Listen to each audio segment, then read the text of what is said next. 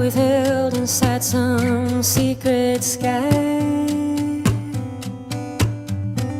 All the feelings I forgot I felt are melting in the morning light. And I know better than to dwell upon a history I can't rewrite. Time is a cruel, cruel thing until you see it all in hindsight. So would you do it over again? There are no second chances, but you can't pretend you wouldn't do it different if you could do it over again.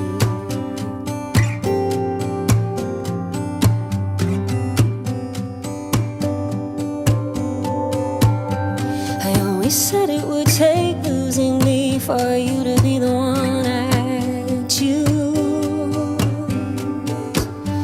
I hope this morning, though, when you don't know the worth of what you stand to lose,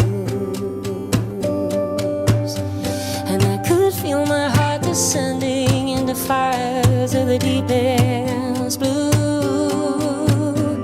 Katie Boeck, look at you. How are you? I'm doing well. Yeah.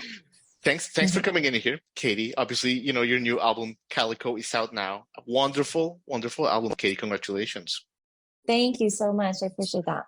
And, the thing about you, Katie, and I was thinking about this, is that, like, here you are, at Nipomo High School, right? Class of 2006, and you have a calling into the arts, Katie, like acting, music. You have this creative fire inside of you. You're like a creative firepower. You're acting in plays like, Pirates of the Penzance, and, you still managed to graduate with honors in all this. Yeah. Don't you look back at those days, Katie, and you think to yourself, man, how was I able to manage being a teenager, being popular, study under Robin Mecca, be an actress, sing, and keep it all so like together in my life? That's kind of amazing, right?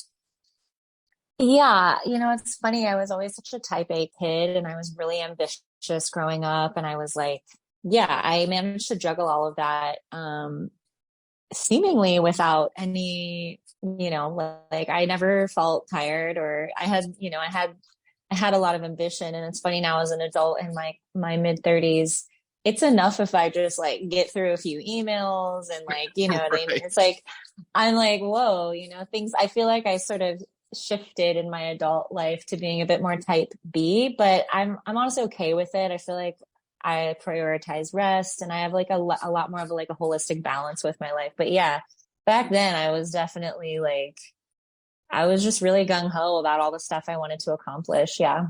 Yeah. Where did that come from? Did that come from your parents? Like, where do you think that came from? Yeah, I mean, my parents are both hardworking, but I think a lot of it was that, I mean, I grew up I love my family, and I have a really beautiful family, and we all have a really lovely relationship now. But at the time, my parents were really working hard.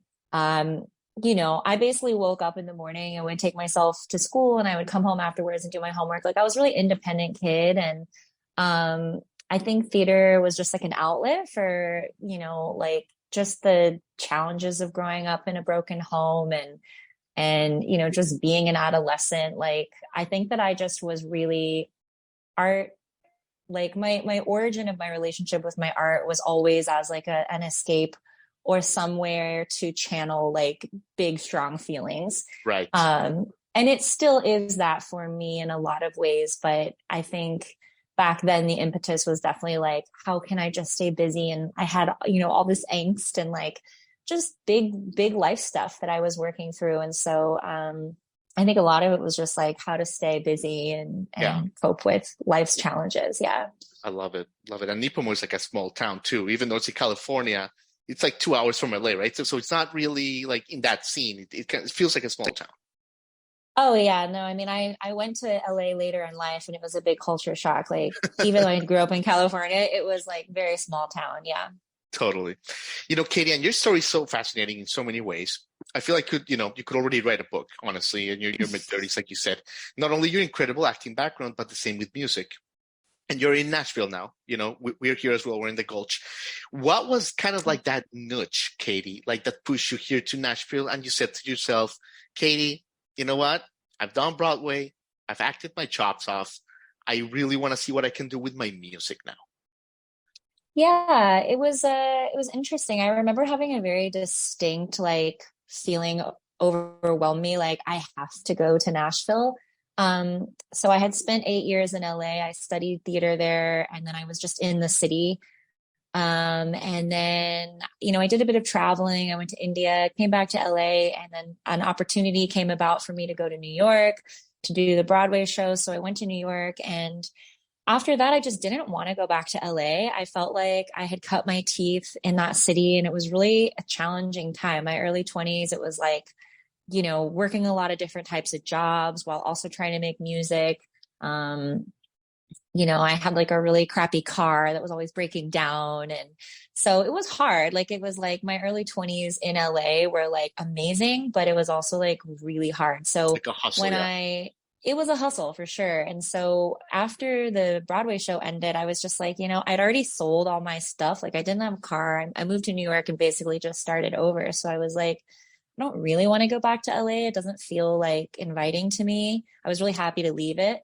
So I felt like because I wanted to focus on music, and I'd always written songs, but I wanted to dive a little bit deeper into like the craft of songwriting. I felt like Nashville was just like uncharted territory for me. And, probably in another universe, I would have come here a lot sooner, but I'm glad I came because exactly what I was looking for, which was just like, a little bit more in depth of like focus on the craft of songwriting. And then also just really wanted to find a producer. So yeah, that was what drew me to Nashville. So happy you're here.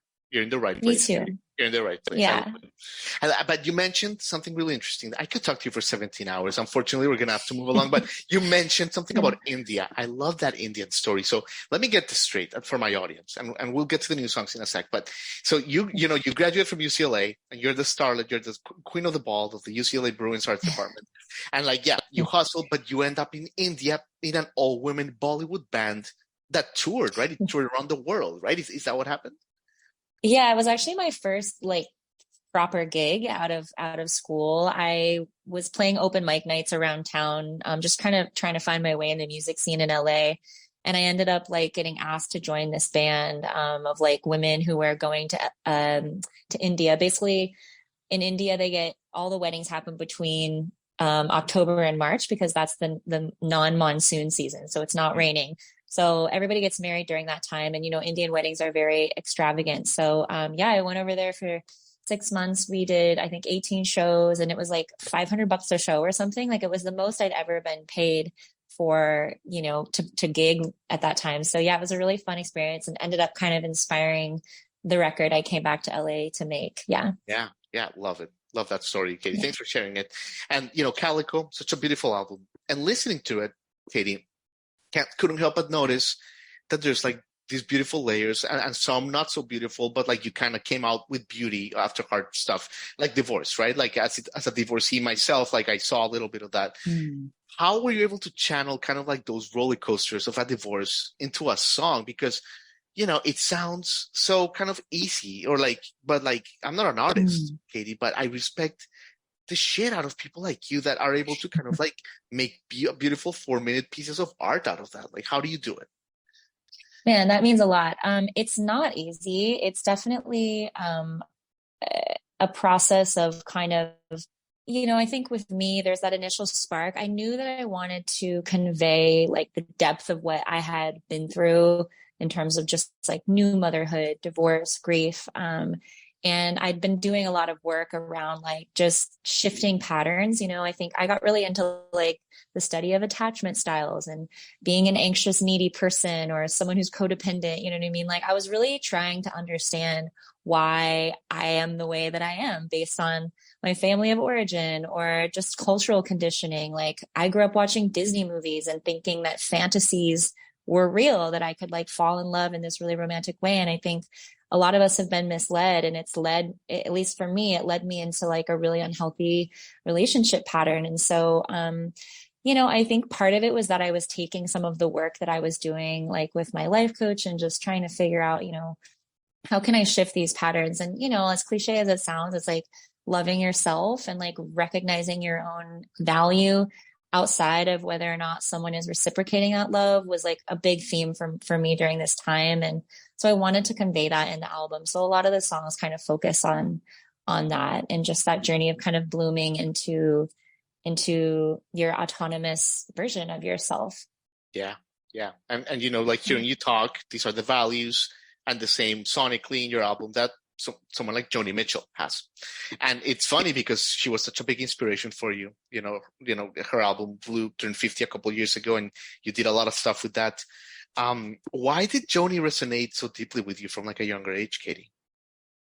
Man, she feels like a mother to an entire generation. I don't know. It's like I remember very distinctly, my mom and I having typical mother-daughter, headbutting in my teenage years. And she kind of just like, she was like, here, just listen to this. I feel like you're going to like this. And I remember from like the moment I heard All I Want and that kind of like pulsing vibration of that first song and just the way that her voice soared, the truth that she expressed.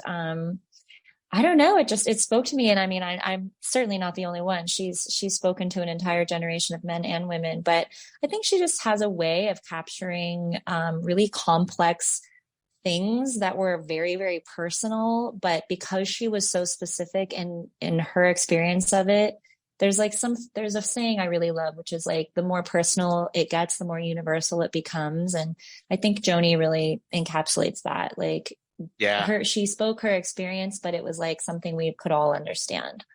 Do you think, Katie, that's why? I don't know if you were here a couple of weeks ago, at least from when we're taping this, when Taylor Swift had her shows in Nashville. Yes. And Yes. I'm sure you saw, Swifties kind of over around the city and all that stuff. Like the Gulch was like insane. But anyway, that's a whole different conversation. But do you think that's kind of like her appeal with like the younger generations, just like the way you described Joni? Like Taylor just kind of talks to like all those girls? Yeah, for as much like uh criticism as she's gotten over the years, and I'll admit, like, I haven't always been a fan, but she's really earned my respect with her just prolificness as a writer and her talent as a writer. And I think for sure she's resonating on a deep level on some of those same themes. Like, she's not so different from Joni in that way. Like, just really personal, intimate details about Right. like love and the desire for love and how easily you can fall in love and how fickle love can be. And absolutely, I think that's definitely the connection point for her and so many of her Yeah. fans. It's funny, I had my record release on the Friday that she was here. Yeah. And we're so pumped we missed it. And actually, thank you for bringing that up.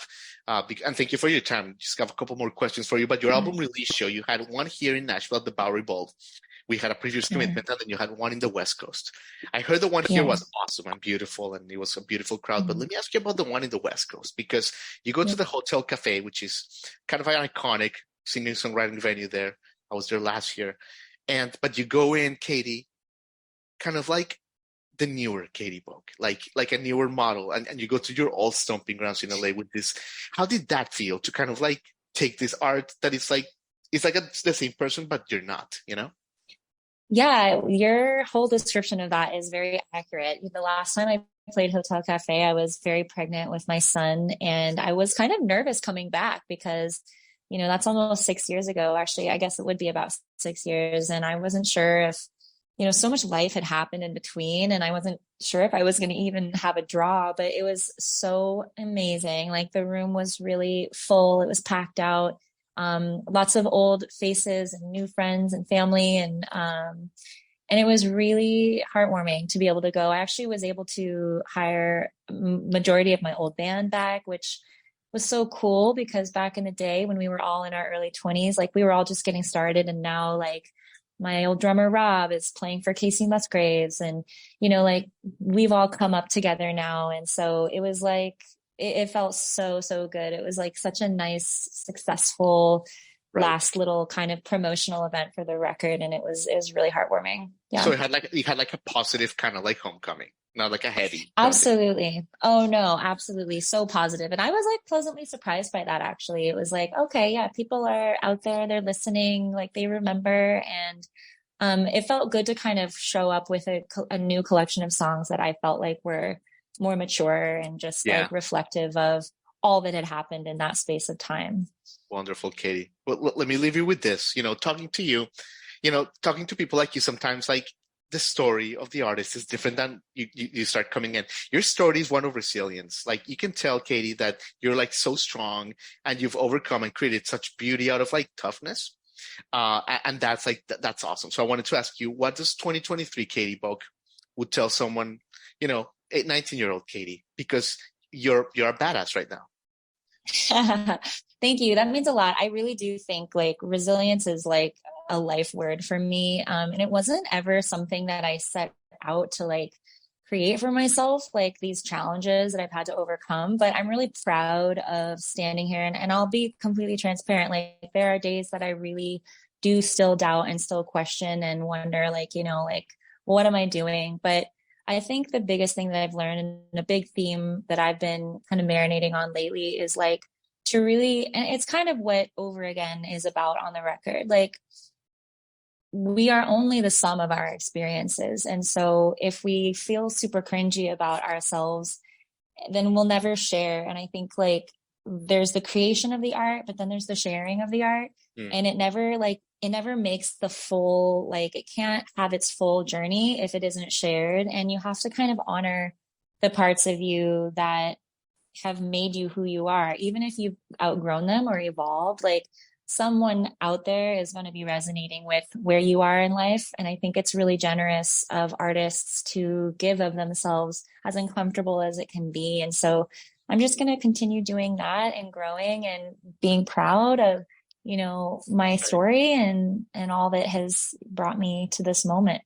Right on, Katie. You've said it all for today. Thank you so much for your time. This album is fantastic, and we can't wait to cross paths with you. So, thank you so much. Thank you for having me. I appreciate it. Bye. See ya. Bye.